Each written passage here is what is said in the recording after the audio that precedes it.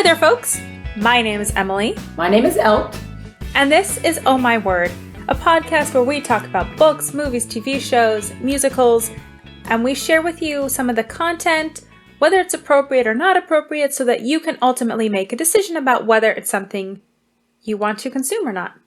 And to make sure that you have ratings that you can trust and not just the films giving them to themselves or books that have no ratings, we have our pearl clutching rating scale that's for violence, language, and romance, and everything is on a scale of 0 to 4, 0 being the high score, an excellent score, and 4 being, why is this in here? What is this doing here? This is way too much. Yeah, exactly. So we're kind of like golf, but more exciting. Yes. Which is not really a knock against golf. I recognize that golf takes a ton of skill, but watching it, it's not the most exciting. That's all. Or, yeah. It's not even about golf not being exciting. It's just that we are so exciting that we would be more exciting than anything I could compare us to. Living in the basement is very exciting. And also, people get they get very touchy about golf. Is it a sport? Is it not a sport? Is it a skill? What is it? Oh, there's competition and outdoorsiness. But people think if there's no cardiac situation going on, but golf is a good thing for pearl clutching. It's definitely that kind of sport. That's true. Yes, you wouldn't want to be wearing pearls while you're playing basketball or something. That'd be very, very dangerous. Yeah, maybe we should get a putting green somewhere in our basement. We probably have space for it. We just have to keep digging under. That's about the right level of exercise. I could live with that. There you go. Excellent. With that said, today's book, oh my goodness, I'm so excited to talk about this book. It's called Malamander. Written by Thomas Taylor and illustrated by Tom Booth. By the way, I love that both of their names are Tom. Okay. I just think that's cute. Malamander. The Tom-Toms. is about Herbie Lemon, who is the lost and founder at the Grand Nautilus Hotel.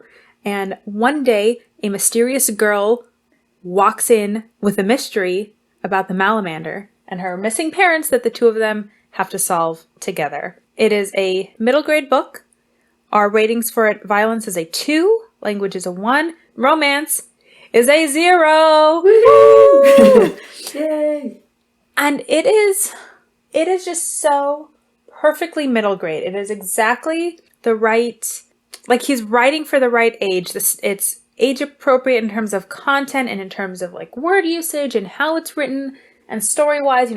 We gave it violence 2 because there's this creature called the Malamander, and that's a little bit scary, and then the bad guy shoots harpoons at our two main characters, so there is some violence, but it's the right level for middle grade. The language, I think someone says hell or damned. Yeah, it's just barely. Just barely. He actually does what we've always said should be done with cursing, which is, he does 2 clever things with the cursing. The first is the kid, Herbie, when he needs to curse, he says bladder wax. That's what you're supposed to do when you want to introduce cursing into a world that you've created, as Elta said, which is make up your own word. But the second thing he does, which I really liked, is a few times Herbie curses, because it's a first-person narrative, first-person perspective. So he writes, I cursed in that moment. Yeah. Not a very bad word, but a kind of bad word. So you know that the character said something, but he doesn't use the actual word. And then you understand that this was a situation where the kid was freaked out,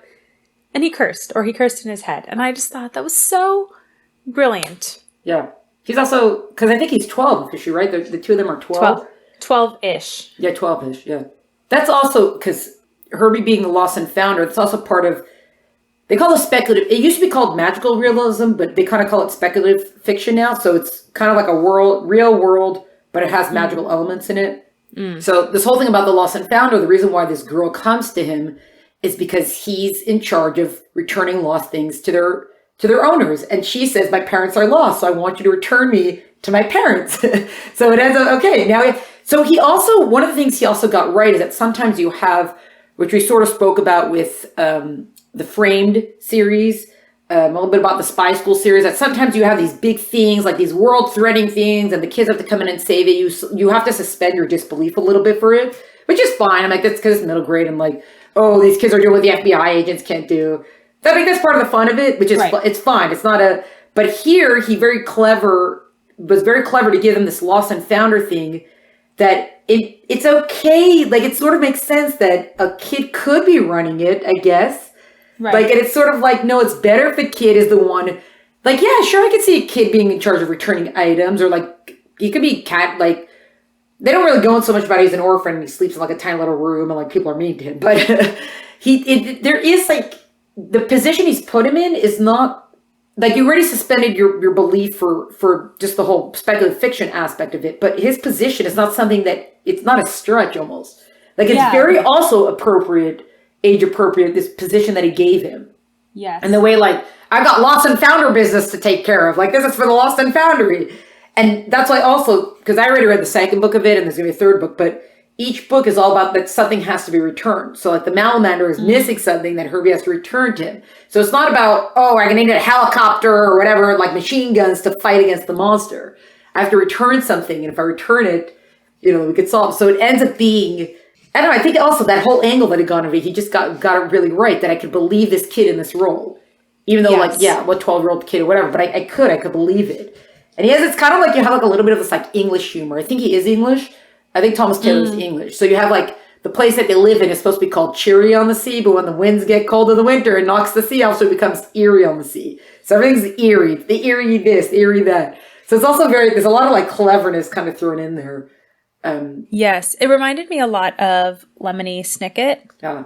Like immediately, first of all, because in the first couple pages, the author warns you not to read it, which is a very Lemony Snicket thing. Like, if you're looking for a happy book, this isn't it. Don't read it. Save yourself. But there's also, the language is clever, and it's sort of self-aware.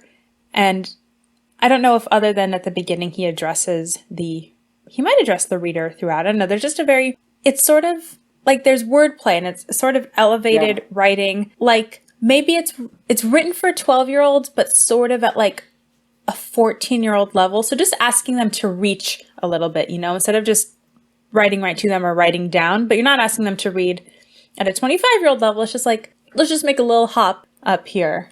Yeah. And if you pay attention, there's a lot of, or especially if you know, there's a lot of references to other like famous ocean books. Like The Lady Kraken, or like look at this, is Sebastian Eels. There's a lot of ocean references. I don't remember, I didn't mark them, so I don't remember them specifically, but there were certain things that I was like, oh, it wasn't exactly like, I don't remember, but it almost felt like, was this a Moby Dick or a 20,000 Leagues Under the Sea? Like, which one is this? Like, moments like that, they're like, oh, he's referencing something here. Like, there's something like, so he also does, there's certain words that he takes, like the Lost and Founder, which there's a Lost and Found, and he makes it a Lost and Founder. So it's like the regular words that he just like the Flotsam-porium, like, instead of just flotsam, so Flotsam-porium. So he does things like that. And then there's also that if you pay attention to what the other things, everyone's got a name that's a little bit of a play on a C word. C as in like an ocean C word. You have the Grand Nautilus Hotel. It's not just, blah, blah, Regency. It's the Grand Nautilus. It's different things like Mollusk, that. Yeah. But all of it without being corny. Yes. Because something like that could very easily edge into corny, but because of his style, because he's self-aware, as you've said, some books just have a magic and you can't quite explain why it works. Yeah. But for some reason it isn't corny, and it's more, I can't think of the word for it, but it just works. Yes, it just works. Exactly. It just works really well. And even though it is middle grade, so what, for like 9 to 12-year-olds or 10 to 13-year-olds, somewhere in that range? Yeah, 8 to 12 usually, yeah. 8 to 12. I think it's very enjoyable. Like, we've talked about some other middle grade books that I sort of had to, and even young adult books that I've had to slog through because that's just not the age range that I'm in anymore. Yeah. But this one didn't feel that way at all. Yeah, it's one of those books that it just felt like they got it right. They got the tone right. They got the style of story right. They got, the situation they're dealing with right. All of it just felt right. It was just, and it didn't feel like they were dragging in any of these outside things to it. It was like, let's just have an adventure. Let's just have a story. Yeah. Like, let's just have a good time together. So that's also, there's not also, because there's no romance there. I mean, you have a boy and a girl, but it's not there. It's just, we are best friends. Great. Keep it, let them just have fun. Whatever, I don't know what they're going to do with them or not, but just let them have fun and be on their adventure and their mystery. And they kept it like that. It was I think they just hit the right notes on this one. It was so much fun to read. Yeah, I loved it. I'm excited for the next one, but also slightly hesitant because this one was just so good. but I'll read it. I'll keep going with them. Yeah, it's probably like for the right kind of day. Like the day that you're ready to go on okay, let's go to adventure again. Like, let's go revisit that place. Yeah, it's kind of like that. Yeah, definitely worth it. Yeah. Oh, definitely. Yeah, this, I would definitely give this to any kid that I know. Yeah. To read. It's great. Not yet though, because now we're still in the basement. But theoretically, if we were, we'd be outside on the street just hanging the book out to people. Oh, yes. Right. Well, we could use that pneumatic chute to have it go up into the next level, and then someone could come pick it up, I guess. Oh, is it still working? I thought it had broken. You know, we should go check that out. Okay. We'll go work on that. While we're working on that, you can work on subscribing, leaving a rating and a review for the podcast, and following us on Instagram at Oh My Word Podcast, because we'd love to hear from you. Have you read or watched something based off of one of our recommendations? Do you have something that we should watch and talk about? We'd love to hear from you. Leave us a message or a comment, and you'll hear from us. Other stuff that we're reading that maybe we'll talk about one day, our official ratings, previews as to the upcoming episodes. It's all there for you lovely people on Instagram. So come follow us, but only on Instagram, not in person. No. If you could even find us, which you couldn't because we're very sneaky. Yeah. So thank you so much for listening, and we'll catch you next time. Cheers, people! Oh My Word Podcast is brought to you by the pearl-clutching basement dwellers at Oh My Word. Follow us on Instagram for updates at Oh My Word Podcast, or like and subscribe wherever you listen to podcasts. For full episode notes and detail, visit eltenenbaum.com. Music is by Tim Burke. Sound is by Gabriel Yaffe. See you next time.